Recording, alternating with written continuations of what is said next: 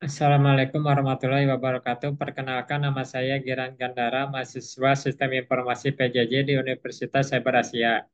Di sini saya akan menjelaskan tentang ujian akhir semester saya, mata kuliah Bahasa Indonesia dengan opini teknologi semakin canggih dan seharusnya keamanan data pun semakin terjamin.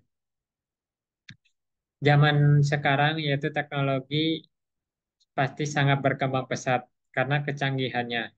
Di beberapa negara, kecanggihan teknologi sangat dibutuhkan demi kemajuan negara tersebut. Teknologi dapat dimanfaatkan dalam berbagai bidang pada negara tersebut, yaitu pada bidang perekonomian, sumber daya alam, pendidikan, pertanian, maupun di bidang pemerintahan. Semua negara pasti akan menggunakan kecanggihan teknologi dengan tujuan membantu semua orang untuk dapat menggunakan teknologi tersebut dalam kehidupan sehari-hari berdasarkan jenis bidang dan pekerjaannya masing-masing.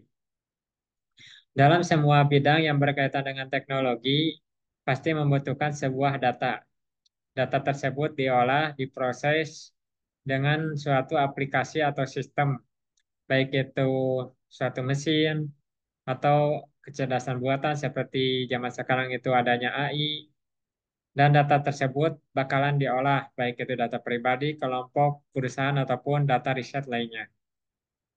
Di balik data yang diambil untuk dipergunakan di sebuah teknologi, maka seharusnya kita juga sebagai orang yang bisa dibilang awam harus menjamin bahwa data tersebut aman dan tidak tersebar ke pihak-pihak yang tidak bertanggung jawab. Keamanan suatu data bagi diri sendiri itu sangat penting, apalagi buat perusahaan ataupun pemerintahan. Saat ini muncul banyak kasus terkait dengan kejahatan di dalam dunia digital, dengan berbagai macam korban, baik itu perseorangan, kelompok, ataupun perusahaan. Bahkan sampai pemerintahan pun terkena imbasnya. Kejahatan di dalam dunia digital biasa disebut sebagai cybercrime, di mana banyak menyerang berbagai sektor kehidupan. Kejahatan cybercrime bisa dibedakan menjadi beberapa aktivitas seperti adanya hacking atau orangnya itu disebut hacker. Hacking itu yaitu suatu kegiatan menerobos program komputer milik orang lain, baik itu milik teman, milik perusahaan, ataupun pihak lainnya. Yang kedua adanya phishing. Phishing yaitu tindakan sesuatu yang menyebabkan hal penipuan, yaitu baik penipuan username, password, ataupun hal lainnya.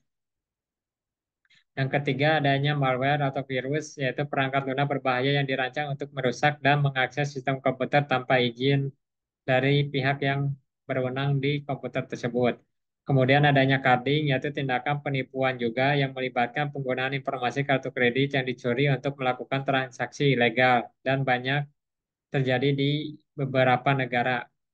Tepatnya di Indonesia juga sering terjadi carding.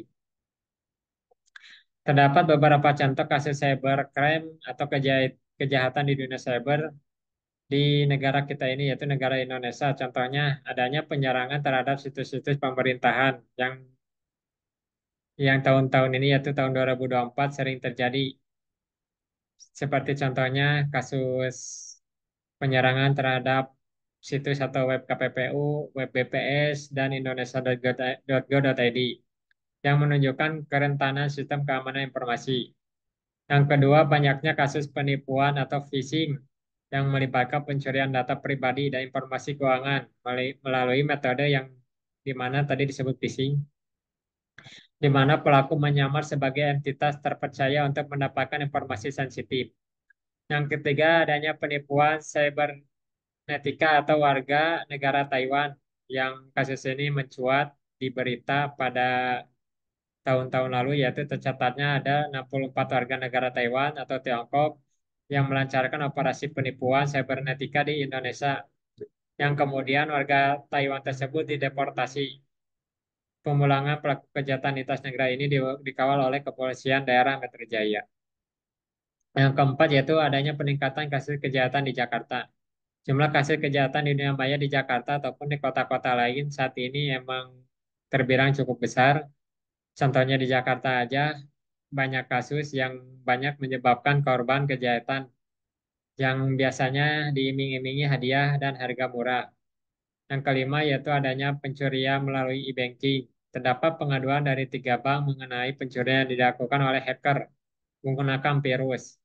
Nah, ini sering terjadi baik itu ke orang-orang yang awam maupun orang-orang yang udah ahli pun bisa bisa terlibat atau pengaruh pencurian melalui e-banking. Yang keenam yaitu modus penipuan. Seperti contohnya saat dulu yaitu di SMS adanya mama minta pulsa ataupun di WA adanya minta pulsa juga sama kasus ini banyak terjadi di Indonesia. Dengan keberadaan berbagai jenis kejahatan ini menunjukkan kompleksitas dan tantangan yang dihadapi dalam penanganan kejahatan cyber di suatu negara, terutama di negara Indonesia.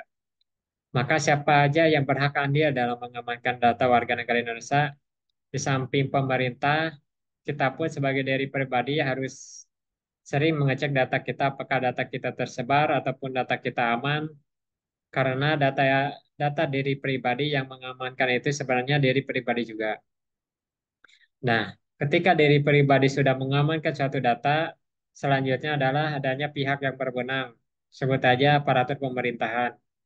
Aparatur pemerintahan itu memiliki banyak peran. Contohnya yaitu seperti penyelidikan dan penegakan hukum. Yaitu aparatur pemerintah, khususnya kepolisian, harus bertanggung jawab untuk menyelidiki kasus-kasus kejahatan di dalam dunia cyber juga. Dan terdapat juga Undang-Undang Informasi dan Transaksi Elektronik atau UU ITE yang disahkan di Indonesia itu. Maka adanya penyelidikan dan penegakan hukum melalui UU ITE. Yang kedua yaitu aparatur pemerintahan dapat meningkatkan kapasitas dan keterampilannya sebagai pemerintah perlu meningkatkan kapasitas karena kejahatan cyber termasuk pelatihan dan pendidikan tentang teknologi informasi dan keamanan cyber itu sangat perlu. Kemudian harus adanya kerjasama internasional karena seperti kasus yang warga Tiongkok Taiwan itu yang melakukan kejahatan cyber di Indonesia, maka Indonesia itu harus bekerja sama dengan dunia internasional. Yang keempat, harus merevisi dan pengembangan kebijakan. Pemerintah diharapkan untuk merevisi dan mengembangkan kebijakan serta regulasi yang lebih efektif.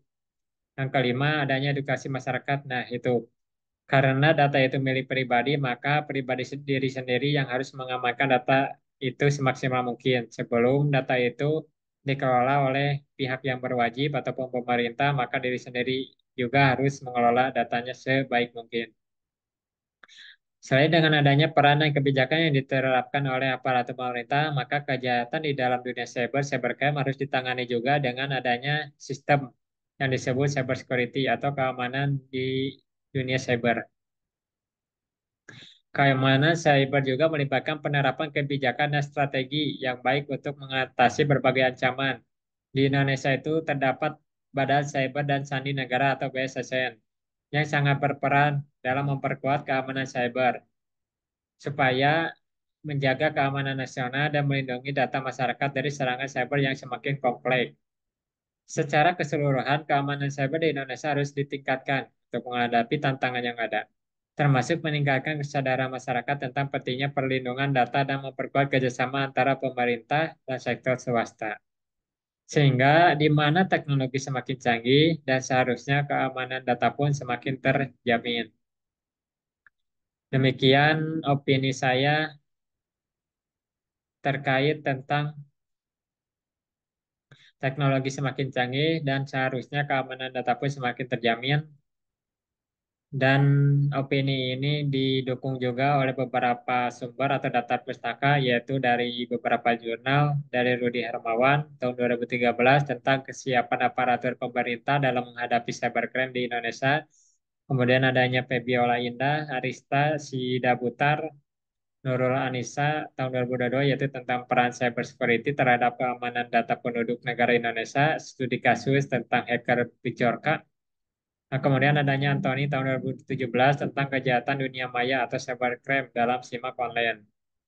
Demikian opini saya mengenai ujian akhir semester bahasa Indonesia. Apabila ada kata atau kelebihan kata atau kesalahan kata mohon dimaafkan. Wassalamualaikum warahmatullahi wabarakatuh.